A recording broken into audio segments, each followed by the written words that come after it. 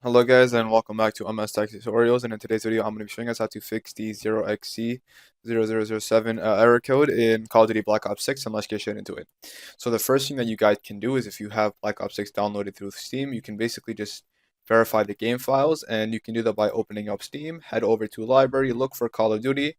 Once you find it, right click on it, hit properties, and then go over to installed files, and then go ahead and click on verify this game's files are installed correctly, and hit verify integrity of game files. Now what this basically does is that if you have any corrupt files, this will basically remove that and help fix the issue. The second thing you guys can do is restart the game and restart your PC as well. This can also potentially help fix the issue. And the third method you guys can do is simply just uninstall the game and then reinstall it with the latest update. And once you do all of these things, you guys should be good to go. And that is it for the video. So that should be it for the video. Thank you guys for watching. Make sure to give the video a thumbs up, subscribe to the channel, and have a great day.